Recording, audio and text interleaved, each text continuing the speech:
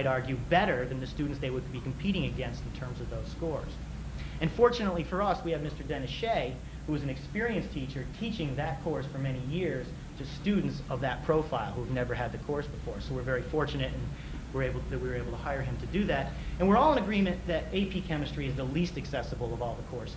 We've never had more than 20% of students take chemistry, and I believe that through my bias here, Mr. Ryan's brilliance, he could certainly get that number up to 30, teaching the core program and students following up in the chemistry. The other two physics courses are rarely offered in high school. Only very large schools are able to sustain this, and it's not very widely offered, and I don't think it's appropriate for our school. Certainly not now with the way things are. In developing this program, there's certain things we were expecting. Now, we finalized this program in May 3 years ago, and what we were expecting is that we were going to be in the new building when we started that fall. We were expecting to be in the new building, and that was important to us because it's important in making this program successful to have an adequate laboratory facility and setting to make the chemistry and the physics accessible for 9th graders. So that's been a struggle for us over the last 3 years doing the program without that, but we're excited to build that piece into it as we'd originally planned next fall when we're in. The other thing that we were expecting is that we were going to have the lab periods. Science lab periods are different than the other labs in English, social studies, and math, in that they're primary instructional periods. And we were told we could expect that students would be homogeneously grouped in those laboratories so we could address a lot of the differentiation issues. We didn't get that. And we were also told that we might expect to have, or should expect to have, a normal, reasonable class size over time that we had enjoyed in the past, which that has changed somewhat as well. So you might want to know what we've done in terms of developing the program. We developed the individual course syllabi.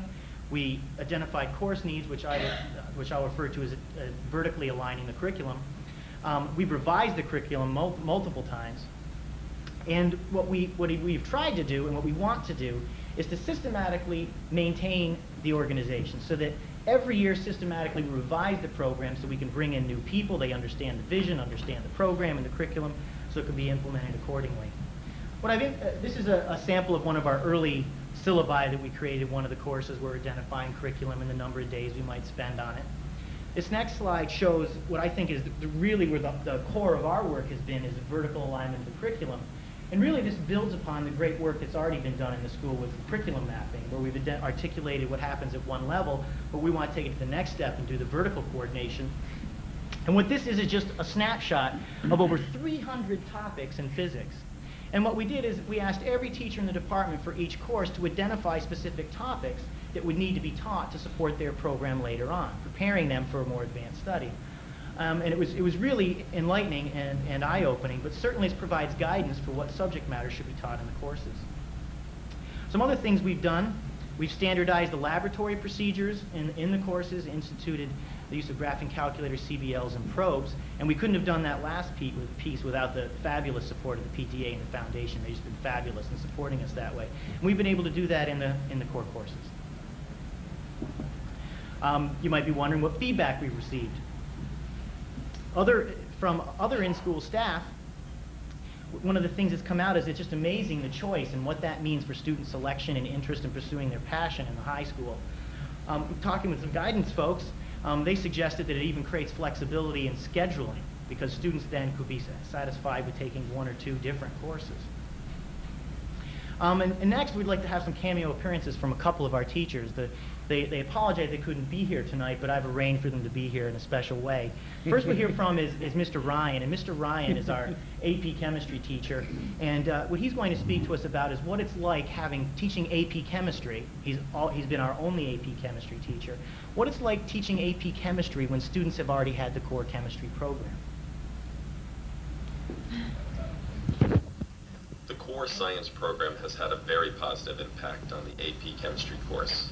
All the students enrolled have already had a semester of chemistry, which has allowed us to, 1, cover the AP curriculum in its entirety for the first time. 2, we are able to cover the material at a more manageable pace, which has made the course more accessible to a wider range of students. 3, we are able to cover the topics in greater detail, which increases students' understanding of the material. And 4, it's provided time at the end of the year for review, which allows us to tie together the concepts and hopefully will allow for greater student performance. And next we'll hear from Mrs. Bastone. We were able to get her out of her maternity leave, and if you're careful, you'll be able to hear her 2-month-old in the background chiming in on what he thinks about the core program in science. She is going to speak about what it's like teaching core biology, the second-year course, when students have already had chemistry. I am so excited to teach biology now more than ever because the kids will be coming to me already having chemistry. Previously, I used to spend a lot of time teaching the chemistry concepts to the students before I could get into any biology concepts. Now, I can go right into biology concepts, and for the first time, I really feel that the students can understand these concepts. We also have excellent, deep discussions, and I feel that the students can even anticipate what some of these processes are and how they occur by having chemistry beforehand. In fact, I feel that we go deeper into these concepts more than we did in the year-long course. This year, I feel I was able to cover about 2/3 to 3/4 of the topics that I covered in the year-long course in a semester. I'm so fortunate to work with those people. What other feedback have we received? On the higher education front, I'm working on my doctorate at Columbia, and I've run this program by some of the science education specialists there, and they just laugh and say, of course, this is an obvious program to have, given what we know about science and curriculum and reform.